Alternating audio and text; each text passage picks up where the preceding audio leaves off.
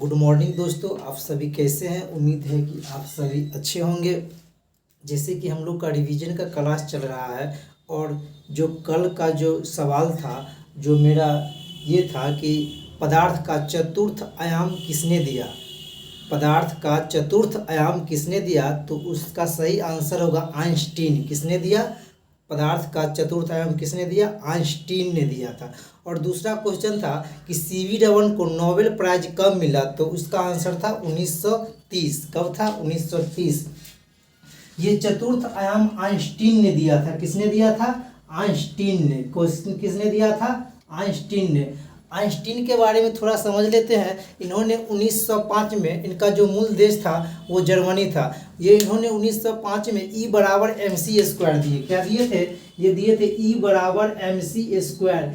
इनका कहने का अर्थ ये था कि द्रव्यमान और ऊर्जा एक दूसरे से स्वतंत्र नहीं है, एक दूसरे से रिलेटेड है। जहाँ ये जो फार्मूला है E बराबर mc², एक बार क्वेश्चन पूछा गया था यहाँ C का क्या अर्थ है, तो यहाँ C का अर्थ है प्रकाश का वेग। क्या अर्थ है C का? प्रकाश का वेग। E का अर्थ होता है एनर्जी, ऊर्जा।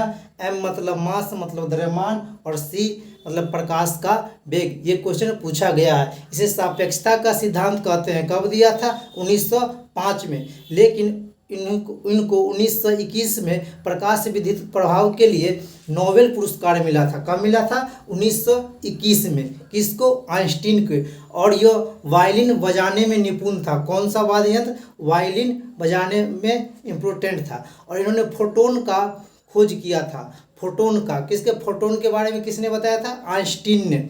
फोटोन क्या होता है? दरअसल प्रकाश छोटे छोटे बंडलों में बना होता है, उसी को फोटोन कहते हैं। फोटोन किसको कहते हैं? तो प्रकाश छोटे छोटे बंडलों में बटा रहता है, उसी को फोटोन कहते हैं। तो ये थोड़ा सा जानकारी आइंस्टीन के बारे में है। अगर इससे रिलेटेड कोई भी क्वेश्चन अगर परीक्षा में आता है तो जरूर सॉल्व करके आइएगा। दूसरा क्वेश्चन था कि सीवी रमन को नोबेल प्राइज कब मिला, तो इसका आंसर था 1930। सीवी रमन ने रमन प्रभाव की खोज किया था 28 फरवरी को। कब किए थे? 28 फरवरी को, जिनके कारण उसी 28 फरवरी के दिन ही उसका खोज हुआ था। इसलिए भारतीय विज्ञान दिवस कब मनाया जाता है? तो 28 फरवरी को। राष्ट्रीय विज्ञान दिवस कब मनाया जाता है? तो 28 फरवरी को। क्वेश्चन पूछता है क्यों? क्योंकि उसी दिन उन्होंने खोज किया था।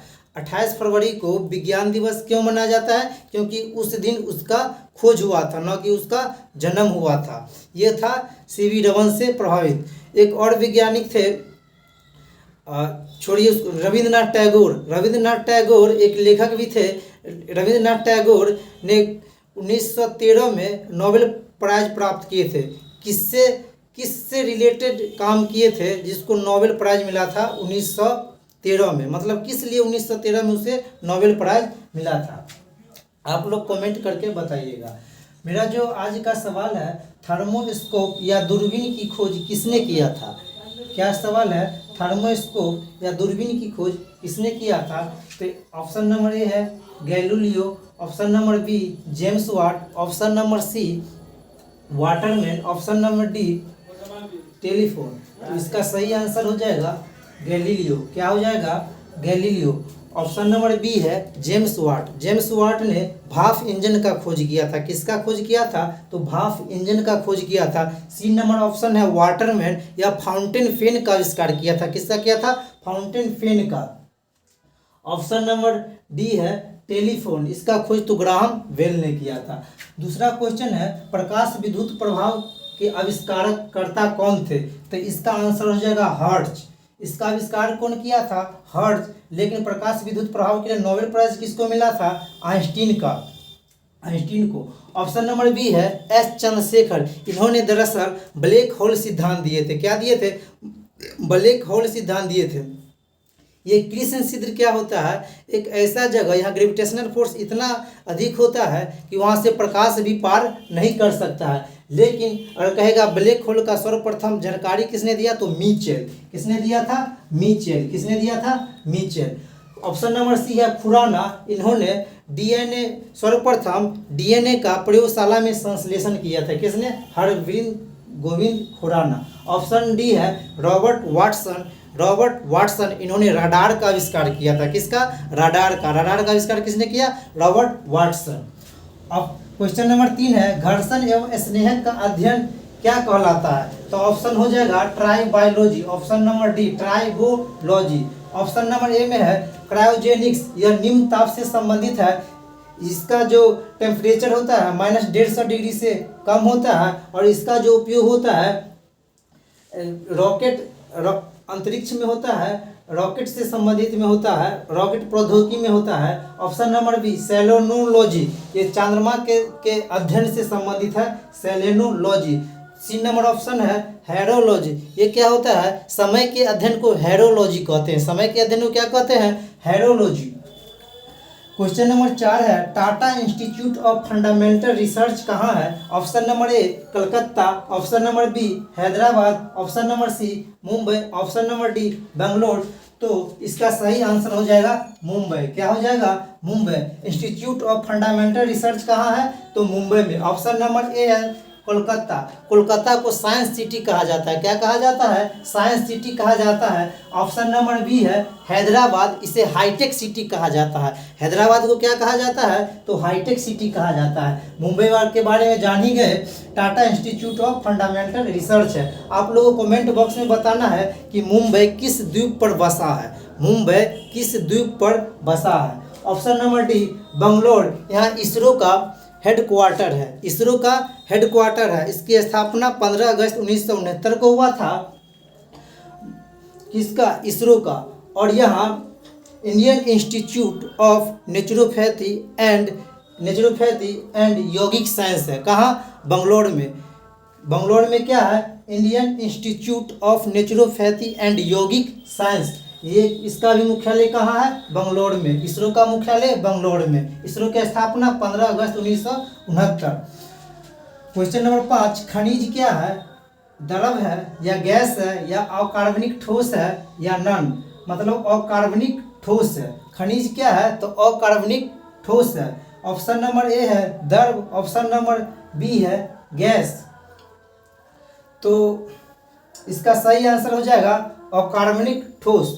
जैसे हम लोग जानते हैं कि एलपीजी गैस घर में जो यूज करते हैं वो किस रूप में यूज करते हैं? तो तरल के रूप में। किस रूप में? तरल के रूप में। ये क्वेश्चन पूछा जाता है। और ये भी क्वेश्चन पूछा जाता है कि जो गैस होता है एलपीजी, उसमें कौन चीज़ मिलाया जाता है? तो मिथाइल मर्कैप्टन, सल्फर का यौगिक होता है मिथाइल मर्कैप्टन एलपीजी में।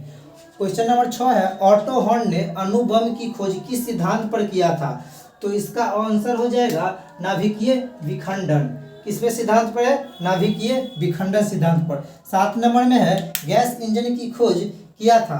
गैस इंजन की खोज option number A Daimler, B Rudolf Diesel, C Theodore Maiman, D में अलेक्जेंडर फ्लेमिंग। तो गैस इंजन का खोज डेमलर किया था। गैस इंजन की खोज किसने किया? डेमलर ने किया। और कार्बोरेटर का भी खोज किसने किया? डेमलर। यानी गैस इंजन और कार्बोरेटर दोनों का खोज डेमलर ने किया था। रुडोल्फ डीजल, ये डीजल इंजन का खोज किया था। रुडोल्फ डीजल इंजन का खोज किया था। थियोडोर मैमन, ये लेजर का खोज किया था। लेजर की खोज किसने किया था? थियोडोर मैमन ने किया था। अलेक्जेंडर फ्लेमिंग, इन्होंने एंटीबायोटिक पेनिसिलिन की आविष्कार किया था 1928 में। 1928 में पेनिसिलिन की आविष्कार किसने किया? तो अलेक्जेंडर फ्लेमिंग ने। कौन किया था? Alexander Fleming. किसका? पेनिसिलिन का। कब किया? 1928 में। याद रखिएगा, बहुत इंपॉर्टेंट है। क्वेश्चन नंबर 8, नवीन सापेक्षता का सिद्धांत किसने दिया था? नवीन सापेक्षता का सिद्धांत जेवी नार्लिकर ने दिया था। किसने दिया था? जेवी नार्लिकर ने दिया था। ऑप्शन नंबर बी है होमी जहांगीर भाभा, ये परमाणु ऊर्जा का जनक कहलाता है। परमाणु ऊर्जा का जनक कौन कहलाता है? तो होमी जहांगीर भाभा। कौन? Homi Jehangir Bhabha. Option number C है डॉक्टर एपीजे अब्दुल कलाम, इसे मिसाइल मैन ऑफ इंडिया कहा जाता है। क्या कहा जाता है? Missile man of India.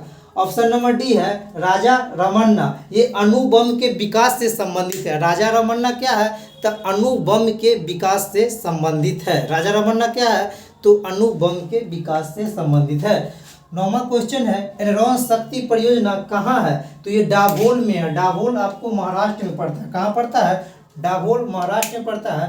Bharat में मैट्रिक प्रणाली यानी दशमलव प्रणाली कब स्टार्ट हुआ था?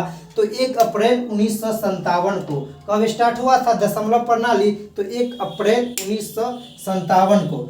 आज का जो मेरा होमवर्क के रूप में सवाल है वो है, जेट इंजन किस सिद्धांत पे काम करता है? जेट इंजन किस सिद्धांत पे काम करता है? और चंद्रयान 1 का लॉन्च किस राज्य से किया गया था? दोस्तों जितना का जितना क्वेश्चन बताया गया है बहुत ही इम्पोर्टेंट है, इसलिए एक एक क्वेश्चन को याद कर लीजिएगा। सब ही बहुत ही इम्पोर्टेंट क्वेश्चन है जो कि आपको आने वाला सभी एग्जाम में रामबाण की तरह काम करेगा। और जो मेरा जो क्लास इस तरह का चलता है प्रतिदिन, उसको प्रतिदिन जरूर देखें। जो विद्यार्थी इस चैनल पे नए हैं वो मेरा शुरू से 1 नंबर से लेके 5 नंबर तक वीडियो जरूर देखें, जो आपके परीक्षा में बहुत ही मददगार साबित होगा। धन्यवाद।